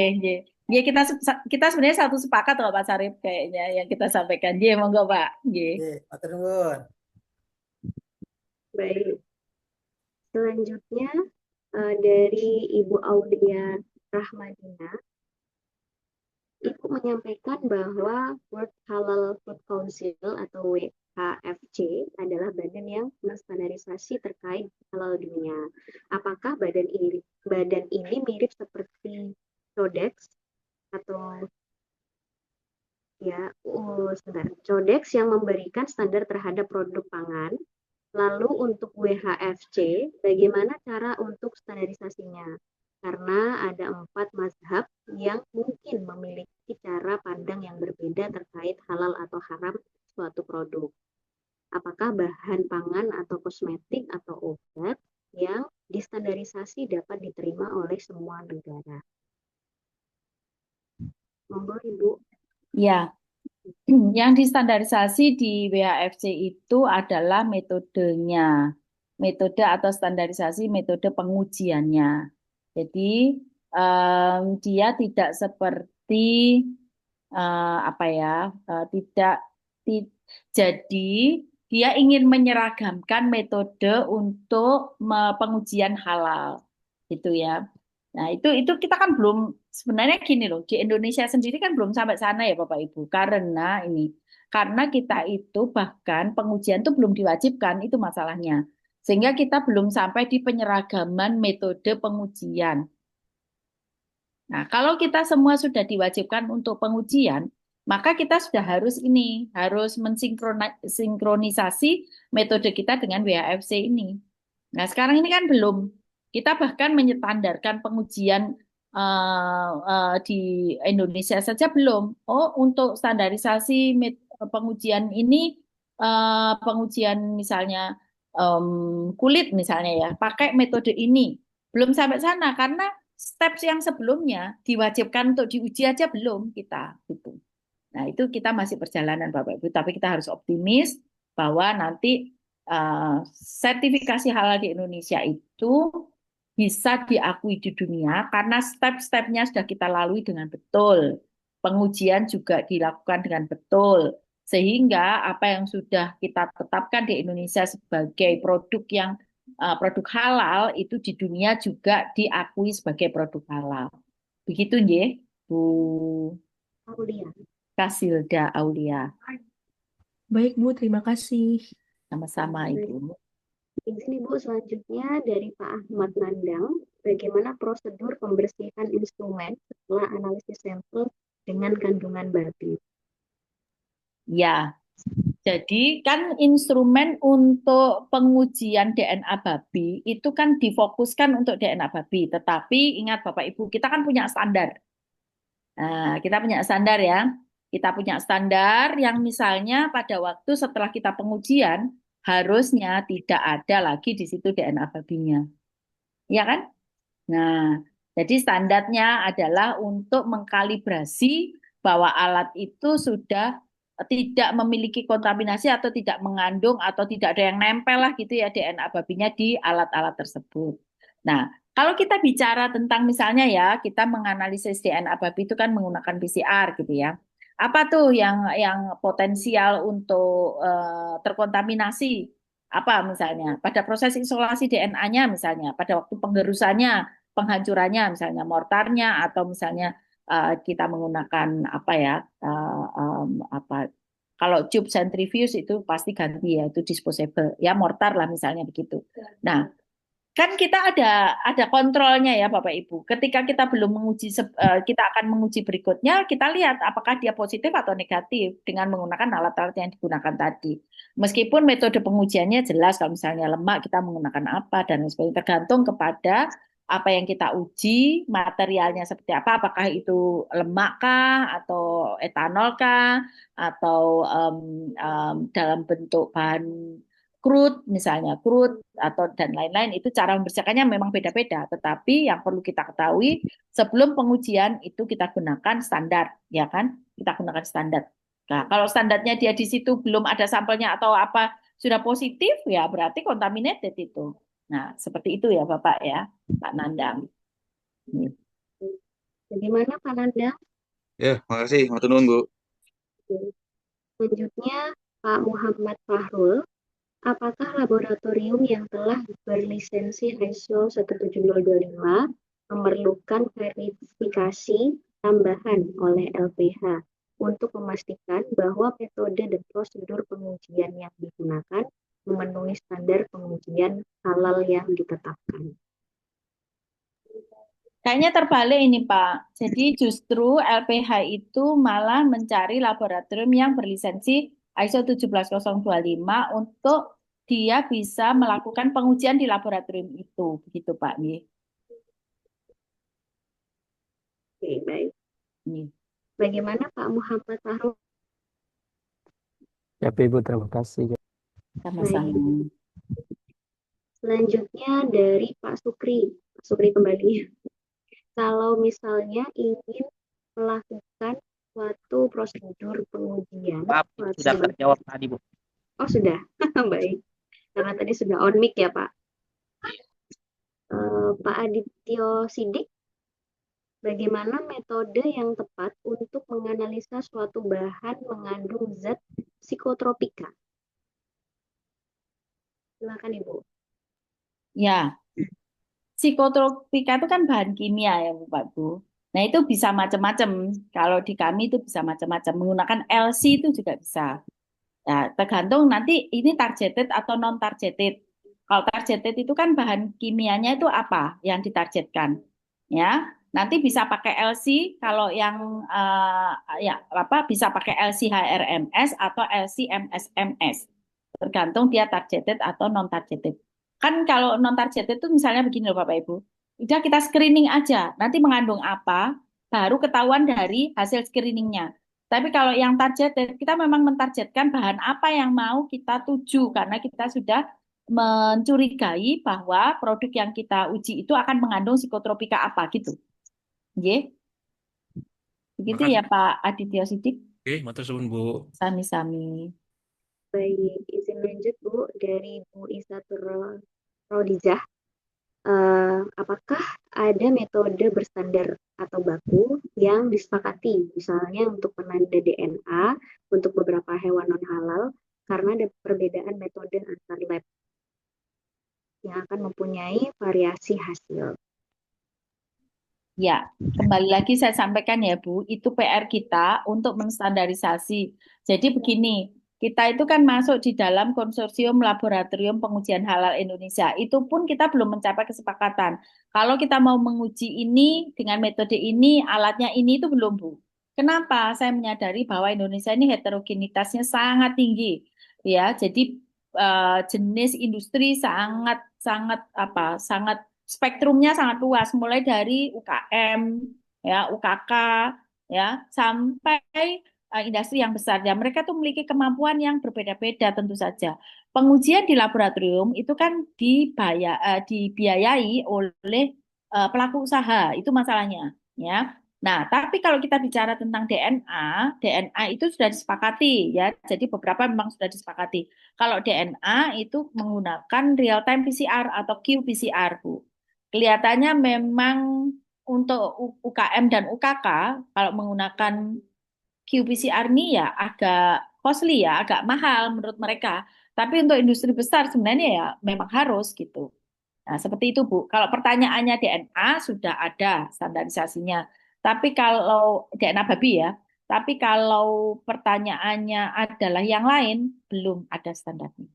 Jadi kita masih mengandalkan based on laboratori yang ISO 17025, tergantung dia menganalisisnya pakai apa gitu. Tapi itu pun ya, tapi itu pun Bu Izya, kita mendirikan laboratorium dengan lingkup halal itu sudah sejak tahun 2020 ya kalau nggak salah. Itu sampai sekarang kita nggak punya customer halal, nggak ada yang mengujikan di kami. Padahal biaya yang dikeluarkan kita itu dalam 1 tahun untuk uji kalibrasi, untuk uji profisiensi, untuk maintenance alat, untuk pengadaan sampel kan tiap tahun harus ada pengadaan sampel. Itu dari kita kan punyanya 22 ruang lingkup itu kita habisnya 250 juta per tahun. Hanya untuk itu loh, bukan beli alatnya loh ya. Jadi untuk nah itu Kira-kira makanya kenapa ya Bu ya? dalam Kenapa pelaku usaha ini? Apakah karena sensitivitasnya tinggi gitu ya sehingga mereka wah ini kalau menguji di laboratoriumnya halal ketahuan kalau di luar mungkin berbeda gitu karena tingkat itu ya. bisa begitu. bisa begitu, Bu. Jadi faktornya macam-macam. Mungkin ketakutan iya. Yang kedua tadi kan masalah biaya kan, biaya analisis. Terus yang Ya, ketiga ya memang tidak diwajibkan, Bu. Kalau tidak diwajibkan kan akhirnya dia milih tidak daripada. betul, betul, betul. Enggak, Iya. karena kebetulan kan kami juga sedang melengkapi laboratorium kami, Bu. Kami juga ada Iya. LPA ya. Iya. Dan mungkin ada beberapa yang kita kerjasamakan dengan laboratorium yang lain gitu. Makanya ini kami juga belajar banyak nih dari baik, terima kasih Bu Yuni. Iya, iya. Baik, Bu. Jadi intinya begini loh. Sampai kemarin tuh ada keputusan kami apa rapat besar dengan Pak Rektor sampai ada keputusan bagaimana kalau eh, apa namanya ruang lingkup pengujian halal ini kita bekukan, kita dormankan. Nah, kalau semua laboratorium di Indonesia didormankan, Ibu Bapak, maka LPH kan tidak bisa berdiri dengan aturan itu, ya kan? Lah kalau tidak bisa berdiri, ini mau dikemanakan nih halal nih, gitu loh. Nah, jadi kan sebenarnya semua ini harusnya ya sinergi gitu. Eh, Apa ya istilahnya harus antara antara kebijakan dengan aturan yang di atas undang-undang itu harus konsisten itu ya. Yang belum Bu, ini PR kita bersama Bu Iza. J, Siap, siap. J, J, Oke, makasih Bu. terima J. kasih. Hmm. Baik, untuk yang di kolom chat sudah selesai. Apakah Bapak Ibu ingin bertanya langsung kepada Ibu Yuni? Silakan Izin untuk Bu, bertanya. izin Bu, saya bertanya. Terakhir Silakan. mungkin. Kalau tadi kan memang belum ada kebijakan yang pasti, cuman kan memang alangkah baiknya kalau ada lab. Kalau di Lampung yang lab memenuhi ISO IC 17025, lab apa aja Bu? Dan juga di Jakarta. Makasih. Di Lampung saya bisa dibantu Mbak dari BPCPH kan ada itu. Jadi di webnya BPCPH itu ada sebenarnya informasi laboratorium-laboratorium yang sudah memiliki lingkup Oh, halal Bu. oh ya berarti saya Nanti tinggal ya, tanya ya ya. bisa di searching di sana. Kalau seandainya tidak ada, bisa mencari laboratorium terdekat, Bu. Ya. Hmm. Tapi itu kan gini ya, itu kan sekarang. Gitu. Sekarang pada waktu pelatihan kita tahu perlunya laboratorium bla bla bla gitu ya, Bu ya. Begitu Bapak Ibu praktek di lapang, itu susah diterapkan Bapak Ibu. Susah diterapkan karena itu tadi faktornya macam-macam. Nah, ada saja yang membuat apa ya istilahnya em, yang mengarahkan supaya ya sudah nggak usah inilah nggak usah diuji, udah bisa dipastikan ini baik-baik saja gitu. Jadi pada kenyataannya, karena itu kan sudah kita buktikan 5 tahun nggak ada sampel sama sekali itu kan berarti semua auditor di lapang merasa aman tanpa pengujian gitu. Nah, auditor di lapang tidak sepenuhnya mereka memutuskan sendiri kan. Mereka kan pasti ada faktor-faktor lain yang digunakan untuk apa istilahnya, untuk menjustifikasi bahwa kehalalan produk ini oh bisa nih dikeluarkan sertifikatnya atau tidak gitu. Jadi ini suatu siklus Bapak Ibu menurut saya eh, seringkali saya sampaikan begini di teman-teman auditor sebaiknya kita hindari yang subhat. Jadi kalau memang ragu-ragu, kita cari kebenarannya. Jangan kita mengambil resiko ketika kita ragu-ragu, udah halal aja. Ini bisa jadi dosa jariah ini, bisa jadi dosa seumur hidup kita yang selama produk itu digunakan oleh atau dikonsumsi oleh konsumen karena keputusan kita mengatakan itu halal, padahal ternyata sebenarnya masih ada keraguan-raguan. Nah, tapi kalau memang sudah yakin, no problem, nggak apa-apa. Ya, kalau sudah yakin nggak apa-apa. Tapi begitu ada keraguan-raguan, nah itulah fungsi investigasi di step 4 tadi, adanya pengujian. Karena itu tadi, bentuknya gelatin, bentuknya pokoknya turunan, itu kan mana bisa kita menetapkan ya bahwa itu meskipun ada mungkin dokumen-dokumen pendukung bahwa yang menyatakan produk itu adalah turunannya sapi, turunannya ini, tapi kalau ternyata Allah memberikan petunjuk ya insya Allah lah ya semua yang ada di sini pasti selalu minta petunjuk sama Allah.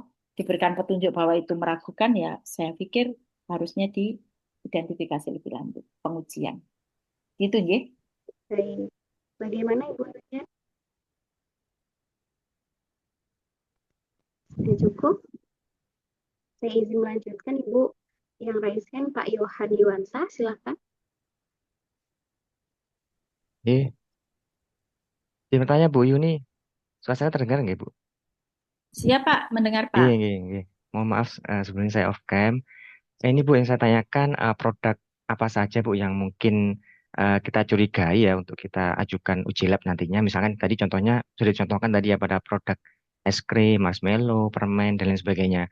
Nah, itu ternyata dalam proses pembuatannya menggunakan gelatin. Yang perlu kita cek untuk gelatinnya itu seperti apa sumbernya.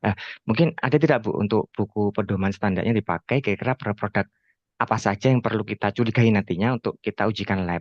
Nah, berarti produk tersebut kita wajibkan untuk uji lab. Atau mungkin kita fokusnya bukan produknya tapi pada bahannya saja Bu. Mungkin bahan-bahannya bahan yang kritis misalnya atau bagaimana Bu?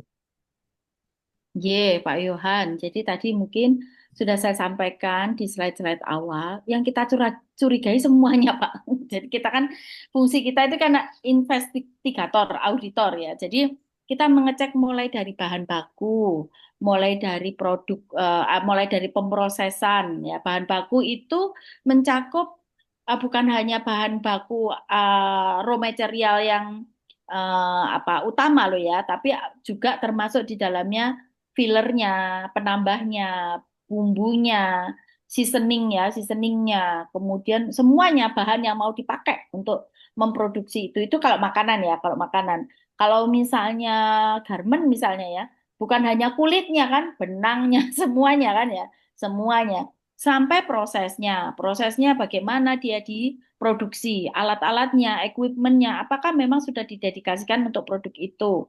Kemudian sampai di SDM-nya yang menangani, kemudian dari sampai bangunannya, sampai airnya, sampai faktor-faktor pendukungnya. Nah, ketika sudah jadi produk jadi di warehouse-nya, di gudangnya, apakah ada kontaminasi enggak? Jangan-jangan semua sudah dipastikan, ternyata satu gudang dengan produk non halal misalnya ya. Nah, sampai didistribusikan sampai ke konsumen. Nah, ini kan ada contoh ya kemarin itu. Meskipun ini contohnya bukan non halal sih ya, tapi contaminated pada saat proses pendistribusian ke customer, yaitu adalah cesium 137. Ya, udangnya itu kan nggak terkontaminasi radioaktif, Bapak Ibu. Ya, prosesnya semua nggak ada tuh radioaktif di situ. Tapi begitu distribusikan ke customer atau ke eksportir, itu ternyata kontainernya itu barusan dipakai untuk mengirimkan bahan yang contaminated radioaktif, Bapak Ibu, mengandung cesium. Meskipun cuma sedikit, namanya sudah isu radioaktif, mana ada. Sehingga Amerika tidak menerima udang kita, tidak menerima bahan ekspor bahan udang yang diekspor oleh Indonesia ke Amerika. Sampai sekarang, Bapak Ibu, itu bermasalah. Nah, itu kan sebenarnya sudah kita pastikan loh dari awal sampai akhir mana ada nih contaminated radioaktif, nggak ada. Tapi pada waktu distribusi salah kontainer, ya pas kebetulan itu juga pasti random diuji ada cesiumnya gitu. Nah, seperti itu Bapak Ibu. Jadi dari awal, dari hulu sampai hilir kita pastikan bahwa tidak ada kontaminasi. Nah, perkara buku acuan, ini kalau misalnya, ini sebenarnya ide yang bagus untuk saya bikin ya, kayaknya laku ya kalau saya bikin ya.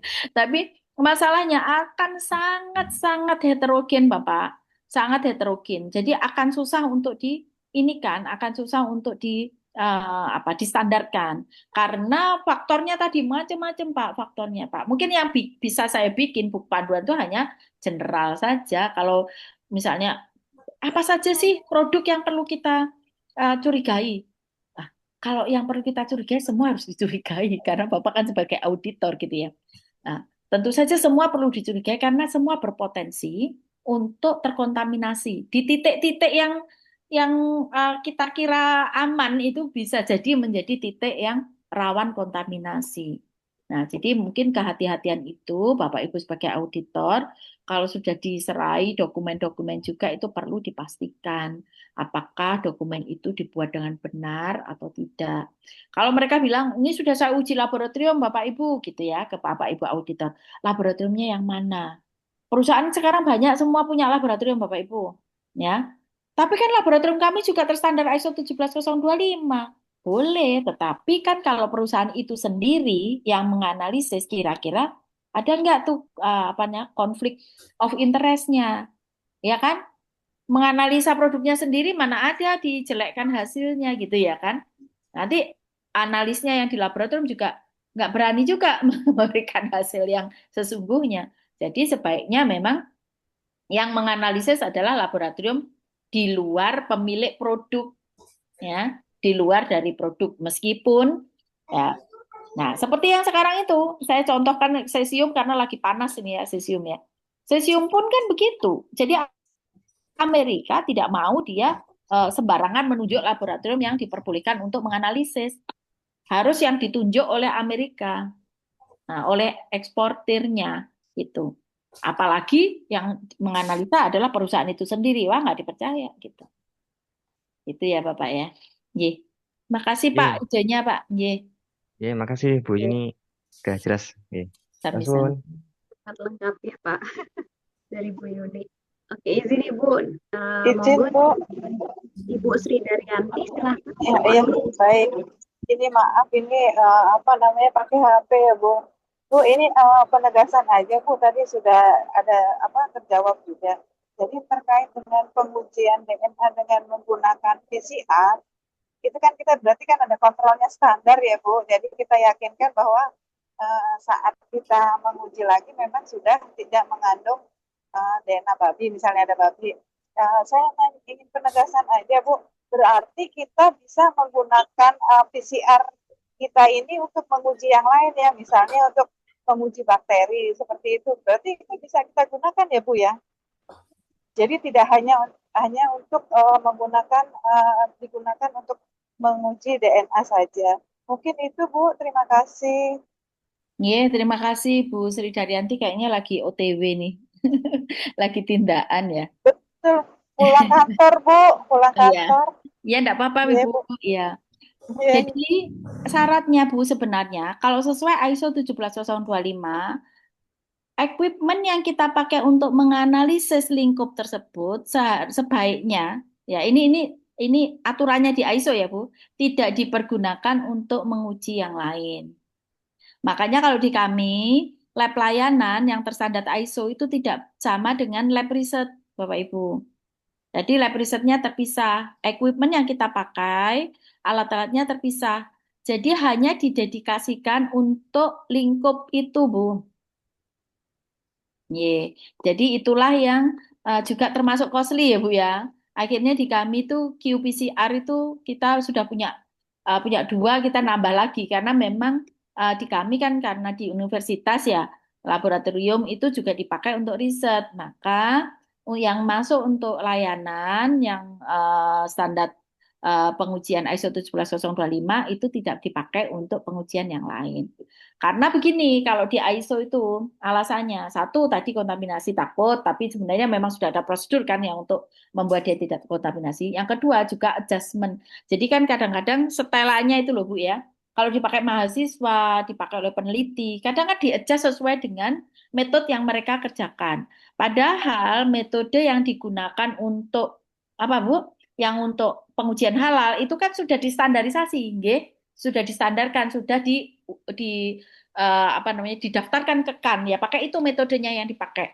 Maka harusnya misalnya ya, kalau untuk ini suhu annealingnya sekian, suhu suhu apalagi itu sudah ditetapkan ya, sudah ditetapkan segitu sehingga alatnya ya hanya untuk dipakai untuk itu, di-adjust khusus untuk itu. Gitu Bu Sri Daryanti. Ye. Baik, izin selanjutnya Pak Umar, silakan. Ya, makasih Bu Ratna, mohon izin Bu Yuli. Sebenarnya sih secara garis besar juga sudah beberapa terjawab ya, ya.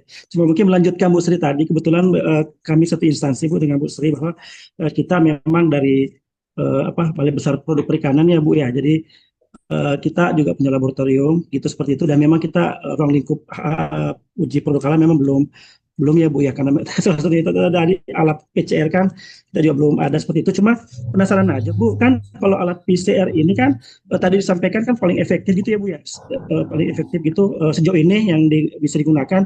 Nah, artinya apakah juga bisa mendeteksi DNA kayak DNA babi yang misalnya sudah rusak itu Bu, akibat mungkin pengolahan pemanasan tinggi gitu ya Bu ya, atau pengolahan berat seperti itu, atau sebaliknya juga misalnya sebenarnya produk yang diuji itu tidak ada DNA babi, tapi mungkin karena sensitivitasnya tinggi jadi mungkin terpengaruh dengan kontaminan lingkungan seperti itu ya Bu ya.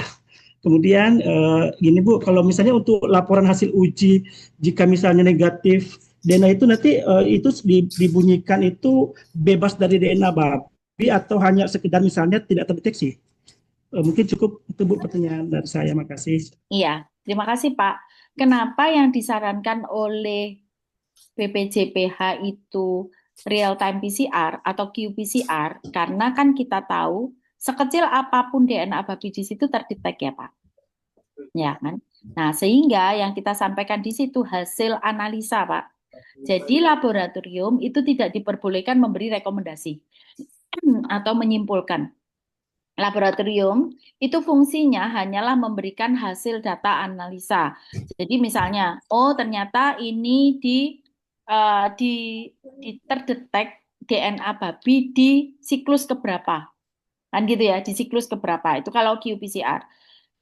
Gitu saja, tidak boleh. Oh ini sampelnya halal, oh sampelnya haram, tidak boleh. Yang memberikan hasil itu adalah LPH nanti. Ya, yang memberikan hasil itu adalah LPH. Laboratorium hanya mengatakan bahwa terdeteksi DNA babi di siklus berapa. Nah, sebenarnya Pak, sekecil apapun, jadi kan kalau misalnya kita ketahui di siklus yang lebih tinggi, itu kan berarti kesimpulannya dia apa artinya sensitif gitu ya, ada gitu ya. Nah, kalau kita bilang babi kan beda dengan alkohol nih. Kalau alkohol tadi kan kalau misalnya kurang dari 0,5% masih oke nih, masih dibolehkan, masih kategori halal. Tapi kalau babi sekecil apapun terdetek contaminated ya itu berarti haram gitu kan. Nah, jadi yang kita keluarkan adalah hasil dari output dari mesin qPCR-nya Pak yang kita berikan ke auditor. Nanti kalau kita ditanya ini hasil interpretasinya seperti apa ya? Ada DNA babinya gitu. Ada DNA babinya di siklus berapa. Tapi kita tidak bisa mengatakan ini halal atau haram. Nah, itu nanti silakan dikerjakan oleh LPH. Dan nanti kan rekomendasi BPJPH itu seperti apa. Kalau tadi kan beda kasus dengan alkohol nih. Kalau keluarnya sekian, oh ini berarti justifikasinya masih dalam kategori halal. Tapi kalau babi, meskipun ada sedikit dan kita sudah pastikan bahwa equipment itu tidak contaminated, ya berarti kan produknya mengandung DNA babi. Dan harus dipastikan bahwa tidak kontaminasi selain dari sampel kan gitu ya. Kan seperti itu. Oleh sebab itu makanya akreditasi laboratorium itu ketat Bapak Ibu. Ketat. Mereka diinvestigasi selama 1 tahun sekali dan dilihat apakah betul data yang dikeluarkan itu akurat, benar-benar yang dihasilkan oleh sampel, bukan karena kontaminasi bahan atau alat. Ngaten ya Pak Umar. Dari perikanan mana Pak Umar? Instansinya Bu, kami dari Kementerian Kelautan Perikanan Bu, Jakarta ya? Ya Jakarta Bu, Balai Besar Pengujian Produk Perikanan Bu. Okay. Ya untungnya saya tadi ngasih contoh cesium ya kayaknya. Cesium ya Bu, kerja langsung.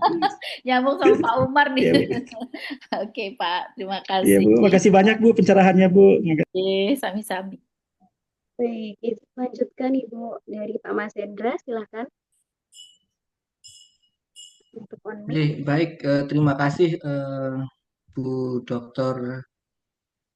Yuni Kilawati terkait dengan presentasi alat untuk deteksi produk halal Ji. Ini sangat menarik sekali. Tapi kalau dilihat tadi memang alat-alatnya high technology sehingga mahal Ji Bu.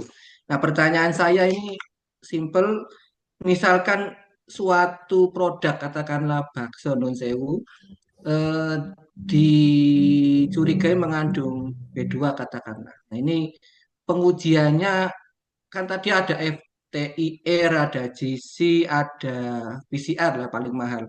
Misalkan dari ketiga itu yang paling murah adalah FTIR. Apakah cukup FTIR saja atau harus sampai pembuktian sampel apa PCR DNA gitu. Yang kedua, saya mau tanya terkait dengan status karmin sih Bu.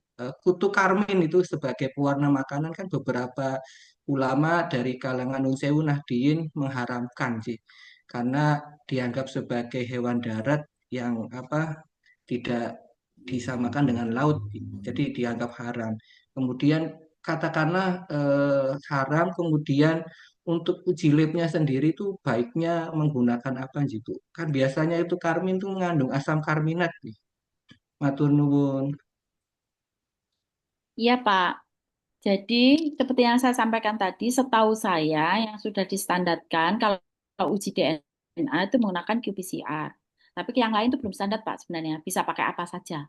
Yang penting bisa mengidentifikasi dan basicnya adalah sudah dilakukan di laboratorium terstandar ISO 17025. Gitu. Nah, untuk Karmin tadi juga sama, Pak. Karmin kan belum distandarkan. Mau pakai uji apa saja boleh itu, Pak. Pakai metode apa saja boleh, tapi yang melakukan adalah laboratorium yang terstandar ISO 17025.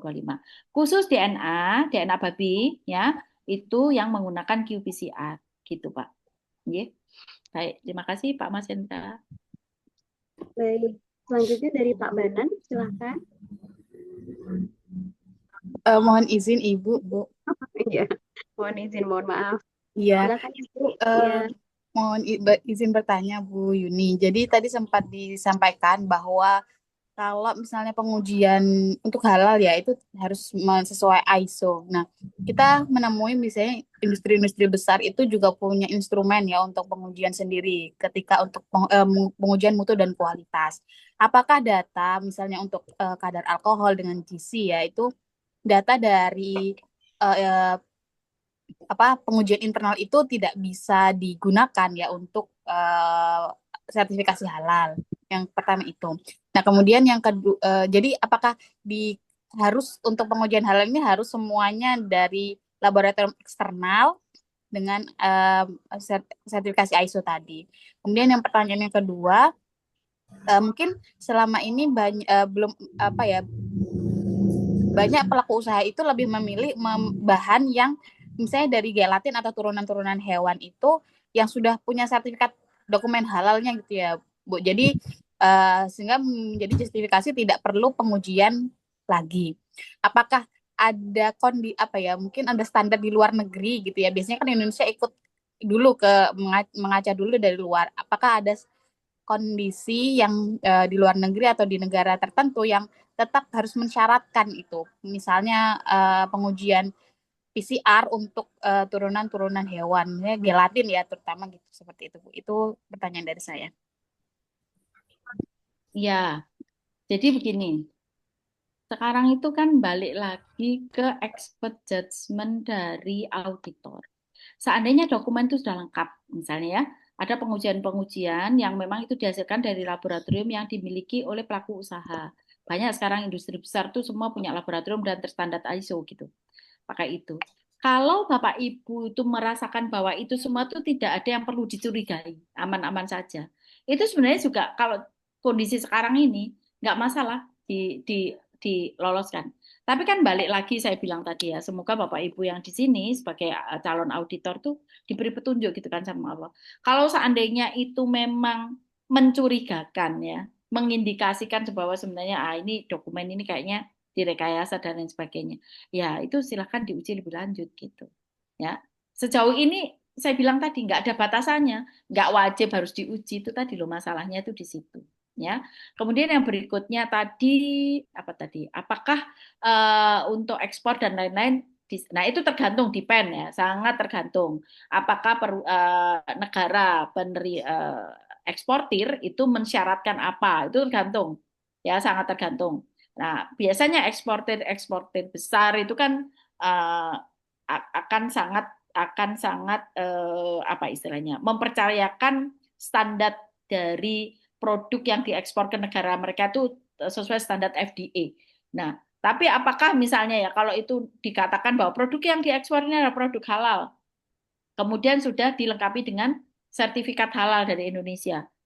Misalnya loh ya ini ya, apakah negara lain itu masih juga akan menginvestigasi, depend lagi gitu ya. Kita itu kan bernasib negara kita itu tidak dipercaya sebenarnya sama negara lain gitu ya. Lah tidak dipercayanya itu karena apa ya? Latar belakangnya kita sendiri yang suka bohong gitu ya. Jadi, nah mulai sekarang menurut saya kita itu di posisi apapun, mari kita amanah gitu. Jadi kalau misalnya nggak mau repot gitu.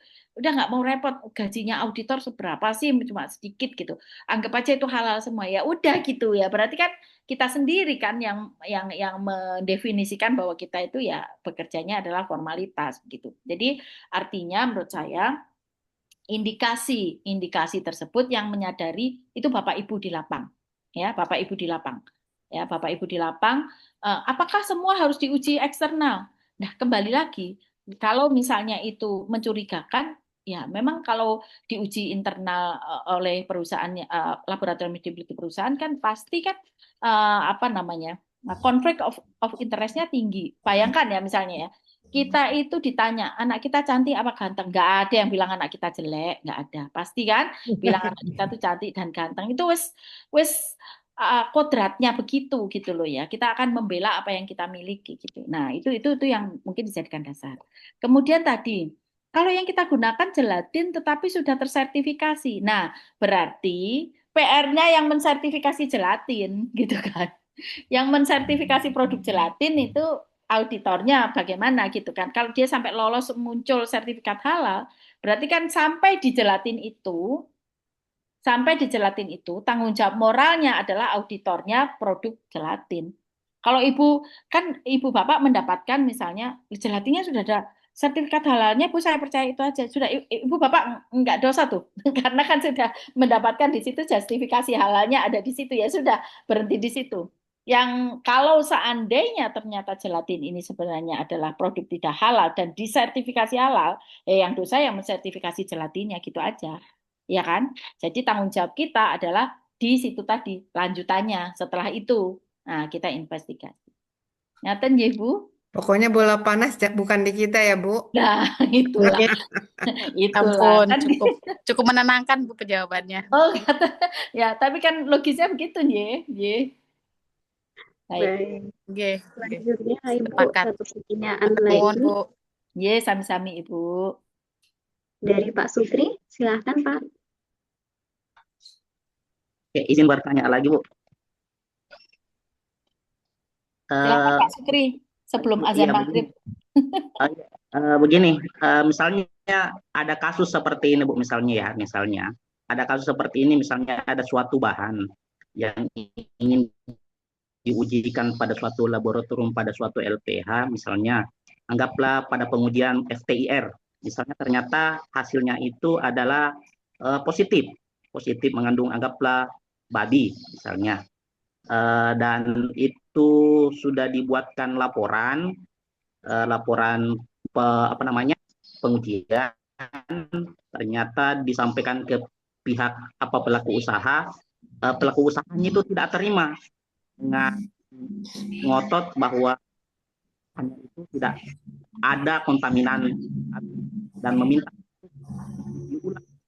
Dan ternyata setelah diuji ulang dengan menggunakan alat yang lebih sensitif lagi, misalnya anggaplah PCR misalnya, ternyata hasilnya negatif. Bagaimana itu, Bu? Kasus yang seperti itu, misalnya ada yang seperti itu, apakah ada regulasi atau ada sesuatu hal yang ngatur yang seperti itu ya? Baik, terima kasih Pak Sukri. Mohon izin moderator, kok langsung saya jawab ya, saya salah ya? Monggo Bu.